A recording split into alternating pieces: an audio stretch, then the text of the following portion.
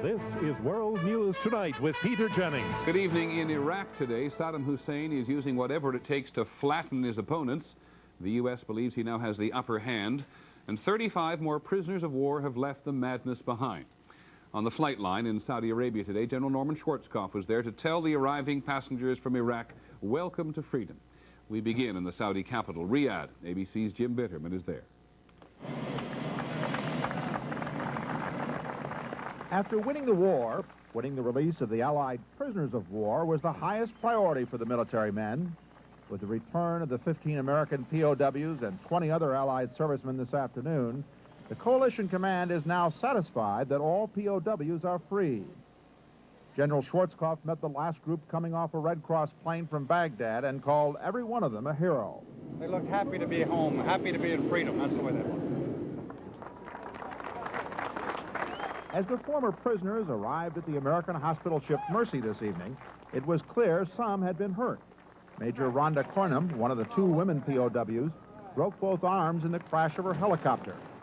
And two servicemen with leg injuries had to be carried aboard the hospital ship on stretchers.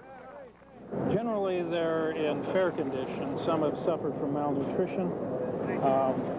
All those that have needed medical care have had medical care that, in my estimation, is adequate.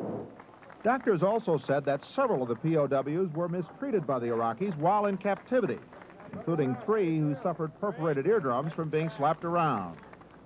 In exchange for the Allied servicemen, 294 of the 63,000 captured Iraqis were sent back to Baghdad this afternoon. Their feelings about going back unknown. But there was never any question that the American prisoners of war were happy to be headed home. Jim Bitterman, ABC News, Tehran. 24 Americans are still listed as missing. 14 of them were on board a plane that crashed into the Persian Gulf 5 weeks ago. Its wreckage was sighted only today, but has not been recovered. In Iraq today, confirmation that Saddam Hussein knows how to do one thing very well, crush his internal opposition. U.S. intelligence now believes that civil unrest continues, but at a much lower level. And except for isolated pockets, troops loyal to Hussein appear to have regained control in the city of Basra. Opposition forces are still holding out in the 2 Muslim holy cities of Karbala and Najaf. Another move to protect his power, Hussein has fired his interior minister and appointed a cousin with a reputation for ruthlessness to replace him. Ali Hassan al-Majid was the man who used poison gas to put down a Kurdish rebellion in 1988 and was the governor of Kuwait during much of the occupation. The Iraqis also moving to cut off any flow of information. All foreign reporters have been ordered out by Friday. Still no firm word on more than 24 journalists who've been missing in southern Iraq since Sunday. They went to cover the fighting around Basra. One report says that opposition forces may be hiding some of them. The British Prime Minister John Major has become the first leader of any government to visit Kuwait City since its liberation. Mr. Major, standing on top of a Challenger tank, told British troops today that you have all become folk heroes. And it is said that the Emir of Kuwait, the ultimate Kuwaiti leader, who is still in Saudi Arabia, will go back to Kuwait City next week. In Kuwait City today, the watchword of the day is still chaos. Unexploded mines, vigilante squads, heavily armed, looking for collaborators, and there is an enormous store of ammunition and weapons just sitting around, left behind by the Iraqis. ABC's Jim Wooten discovered some of it today. On the outskirts of the city, at the edge of the fiery oil fields, a munitions depot the Iraqis left behind. Acres and acres of ammunition stacked in desert bunkers, stored beneath the sand, more than enough for an entire division. From China and Germany, tons of machine gun ammunition.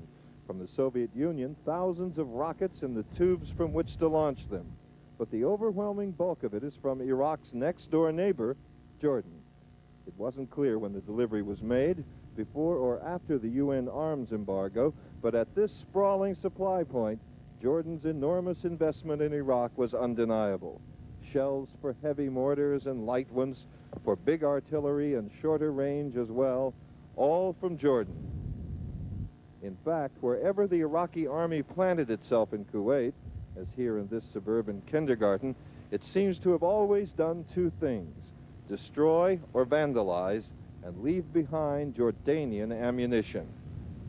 But perhaps a more important question than where all the munitions came from or when they arrived is what happens to them now. Those in the desert sit unguarded, available to anybody, and in a country where many are seeking post-war power or revenge, that may be the biggest danger of all. Jim Wooten, ABC News, Kuwait City. The U.S. military said today that there was only one incident involving chemical weapons during the war. Right at the beginning, a marine assault vehicle set off an Iraqi landmine containing mustard gas. It evaporated quickly in high winds and heavy rain. The Marines put on protective gear and no one was hurt. There's a very strong indication today of just how the Middle East order might be changing. The 6 Persian Gulf states plus Egypt and Syria have been discussing ways to contain Iraq militarily. The 2 states which need the money will supply the manpower. The 6 states which have the oil will pay the bill. Here's ABC's John McCarthy. At their meeting in a Damascus hotel, the foreign ministers of those Arab states that fought against Iraq said they plan to establish the new Arab peacekeeping force, presumably in Saudi Arabia.